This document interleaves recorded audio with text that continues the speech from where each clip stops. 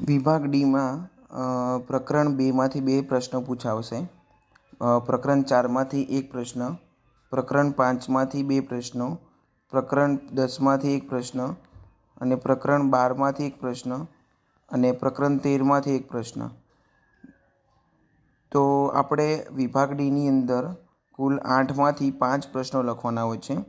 તો 20 માર્ક્સનો આ સેક્શન હોય છે ને 20 લાવવા હોય તો આપણે પ્રકરણ 2, પ્રકરણ 5 અને પ્રકરણ 13 આ 3 પ્રકરણ કમ્પ્લીટ કરી દઈએ તો આપણે 20 પૂરા આવી શકે છે. તો પ્રકરણ 2ની અંદર સૌથી પહેલાં એસિડ, બેઝ અને ક્ષારની અંદર જે પ્રશ્ન 47મો અને 48મા નંબરનો જે પ્રશ્ન હશે એ પ્રકરણ 2માંથી હશે, જેની અંદરથી સૌથી પહેલો પ્રશ્ન છે દાણાદાર ઝીંકની મંદ સલ્ફ્યુરિક એસિડ સાથેની પ્રક્રિયા દર્શાવતા પ્રયોગનું આકૃતિ સાથે વર્ણન કરો. બીજો પ્રશ્ન છે કે પ્લાસ્ટર ઓફ પેરિસની બનાવટ જણાવી તેના 2 ગુણધર્મો અને 4 ઉપયોગો લખો. ત્યાર પછી આ વખતે ઘણીવાર પૂછાવાની સંભાવના સૌથી વધારે એવો છે કે ધોવાના સોડા તથા ખાવાના સોડાની બનાવટ સમજાવી તથા બેકિંગ સોડા, બેકિંગ પાવડર લખો. અને આ વખતેનો જે બોર્ડના પેપરની અંદર પૂછાય 99% પૂછાય એવી સંભાવનાનો પ્રશ્ન છે કે નીચેના પ્રશ્નોના ઉત્તર આપો કે મધમાખીના ડંખની અસરના ઉપચારમાં પીએચનું મહત્ત્વ સમજાવો. પીએચમાં ફેરફારને કારણે દાંત કેવી રીતે સડે છે સમજાવો. 5મા નંબરનો પ્રશ્ન છે કે નીચેના પ્રશ્નોના ઉત્તર લખો. એમાં શા માટે દહીં અને ખાટા પદાર્થને પિત્તળ અને તેમાં તાંબાના વાસણોમાં ન રાખવા જોઈએ. સાથે સાથે બેઝિક ઓક્સાઇડને કોને કહેવાય છે. ધાત્વીય ઓક્સાઇડ કેવા પ્રકારના ઓક્સાઇડ છે, ઉદાહરણ આપો. 6 નંબરનો પ્રશ્ન કે આપણા પાચનતંત્રમાં પીએચનું મહત્ત્વ સમજાવો. વિરંજન પાવડરનું સૂત્ર જણાવી તેના કોઈ પણ 3 ઉપયોગો લખો. અને બીજો પ્રશ્ન છે કે રસોડામાં તમારી મમ્મી ક્રિસ્પી પકોડા કે કેક બનાવવા માટે કયું રસાયણ વાપરે છે તેનું નામ લખી તેની બનાવટ રાસાયણિક સમીકરણ સાથે લખો.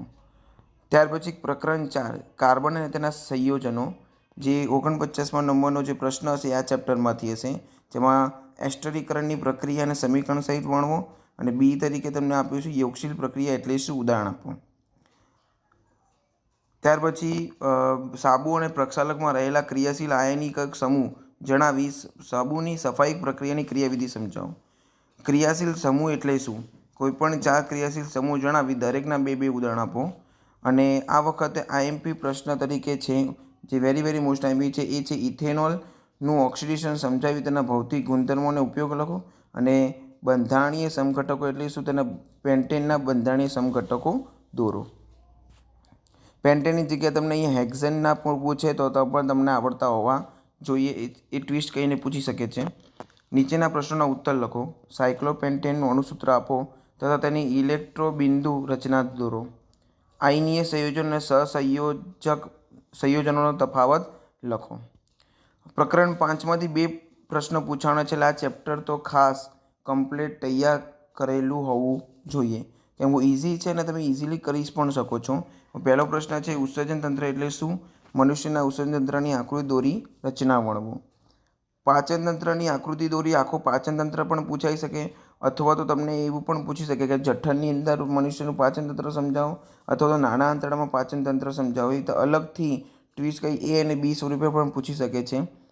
ત્યાર પછી લસિકા એટલે શું, તે કેવી રીતે નિર્માણ પામે છે અને તેનું વહન કરે છે અને એના કાર્યો પણ તમને જણાવવાના તમને કહી શકે છે. અમીબા કેવી રીતે પોષણ મેળવે છે અને આકૃતિ દોરી સમજાવો. આ પ્રશ્ન છે કે ગયા બોર્ડની વખતે એટલે કે બોર્ડનું જે 2023નું પેપર હતું તો એની અંદર પણ આ પૂછાઈ ગયેલો હતો. ત્યાર પછી મનુષ્યનું શ્વસન તંત્ર આકૃતિ દોરી સમજાવો. અને એમાં એ અને બી તરીકે તમને એવું પણ પૂછી શકે કે ભાઈ જારક શ્વસન અને અજારક શ્વસનનો તફાવત એવી રીતે પણ પૂછી શકે છે તમને. અને 6ની અંદર મૂત્રપિંડ નલિકાની નામનિર્દેશનવાળી આકૃતિ દોરી મનુષ્યમાં મૂત્ર નિર્માણની ક્રિયા સમજાવો. અને આ ચેપ્ટરનો છેલ્લો પ્રશ્ન કે રુધિરવાહિની એટલે શું, તેના 3 પ્રકાર લખવાના થાય. ધમની, શિરા અને રુધિર કેશિકા વિશે.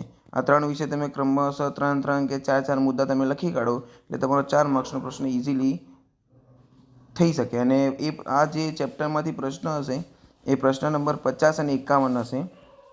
ત્યાર પછી પ્રકરણ 10માંથી માનવ વાંક, એમાં લઘુ ટ્રસ્ટી અને ગૃહ ટ્રસ્ટી તો આખી કરી જ દેવાની, એના કારણો, એના ઉપાયો અને કેવી રીતે નિવારી શકાય, અને યોગ્ય આકૃતિ દોરીને તમારે ભણવાનું થાય. ત્યાર પછી ત્રીજો પ્રશ્ન છે, આ લઘુ ટ્રસ્ટી અને ગૃહ ટ્રસ્ટીમાંથી તમને બેમાંથી ગમે તે પૂછાઈ શકે, પછી આ વખતે ગૃહ ટ્રસ્ટી પૂછવાની સંભાવના વધારે છે, તો એ ખાસ તૈયાર કરવું. ત્યાર પછી પ્રકાશનું વિભાજન એટલે શું? પ્રિઝમ વડે પ્રકાશના વિભાજનની ઘટના દોરી સમજાવો. વહેલો સૂર્યોદય અને મોડો સૂર્યાસ્ત થવાનું કારણ સમજાવો. તારાઓ કેમ ટમટમે છે, અથવા તો સ્વચ્છ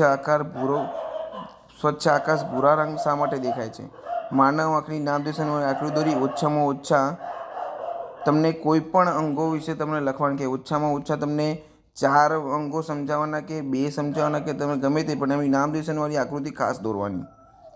ત્યાર પછી છેલ્લી પાર્ટી પર, હવે આ ચેપ્ટરમાંથી ઉદાહરણવાળા પણ પૂછી શકે. દાખલા તરીકે ભાઈ લઘુ ટ્રસ્ટીની ખામી, ગૃહ ટ્રસ્ટીની ખામી વ્યક્તિ હોય તો એનું ઉદાહરણ સહિત કઈ રીતે પૂછે કે છેલ્લી પાટલી પર બેઠેલા વિદ્યાર્થીને બ્લેકબોર્ડ પરનું લખાણ વાંચવામાં તકલીફ પડે, તો આ કઈ તકલીફ લઘુ ટ્રસ્ટીની ખામી હશે એ જણાવી તમારે એનું નિવારણ જણાવવાનું થાય. તો આવી રીતે ટ્વિસ્ટ કરીને પૂછવો હોય તો એ પણ એ બોર્ડમાં પૂછી શકે છે. અને છેલ્લે ટિન્ડલ અસર સમજાવો. ત્યાર પછી વિદ્યુત પ્રવાહની ચુંબકીય અસર, આ ચેપ્ટર છે એ નાનું છે અને એમાં લિમિટેડ પ્રશ્નો પણ પૂછવાની સંભાવના વધારે છે. એમાં સૌથી મોસ્ટ આઈએમપી પ્રશ્ન છે એ આ છે, ચુંબકીય ક્ષેત્ર રેખાઓ એટલે શું? ગજ્યા ચુંબકની આસપાસ ચુંબકીય ક્ષેત્ર રેખા દોરો અને ચુંબકીય ક્ષેત્ર રેખાઓની યાદી એટલે કે ગુણધર્મોની યાદી બનાવો. એટલે ગુણધર્મો એટલે કે આની જગ્યાએ લાક્ષણિકતા શબ્દ વાપર્યો તો પણ એનો જ પ્રશ્ન થાય. અને પહેલો પ્રશ્ન તમને કહે છે અહીંયા કે વિદ્યુતના વપરાશમાં રાખવી પડતી સાવચેતીઓ જણાવો અને ઓવરલોડિંગ સમજાવી તેમાં ઘરેલું પરિપથને ઓવરલોડિંગ માટેના નિવારવા માટે કયા કયા પરિબળો જવાબદાર છે એના વિશે તમને પૂછી શકે છે. ત્યાર પછી વિદ્યુત ફ્યુઝ એટલે શું, તે કેવી રીતે કાર્ય કરે છે, વિદ્યુત શોર્ટ સર્કિટ ક્યારે થાય છે, અને અર્થિંગ વાયરનું કાર્ય શું છે. વિદ્યુત પ્રવાહને લીધે ચુંબકીય ક્ષેત્ર ઉત્પન્ન થાય છે તે સાબિત કરતો ઓર્સ્ટેડનો પ્રયોગ તમને પૂછી શકે છે.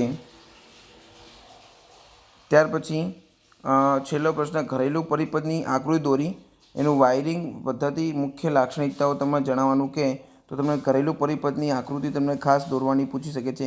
2 માર્ક્સમાંથી અલગથી પણ પૂછી શકે. દાખલો એ તરીકે એમ કીધું હોય કે ઘરેલું પરિપથની આકૃતિ દોરી સમજાવો, અને બી તરીકે તમને એમ કીધું હોય કે ભાઈ શોર્ટ સર્કિટિંગ અને ઓવરલોડિંગ વચ્ચેનો તફાવત સમજાવો. તો આવી રીતે પણ પ્રશ્ન પૂછી શકે છે.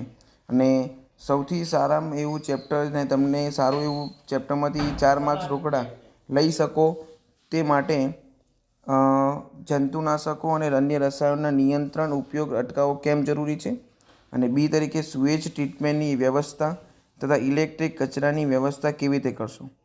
નંબર 2, પોષક સ્તર એટલે શું, જુદા જુદા પોષક સ્તરો આકૃતિ દોરી સમજાવો.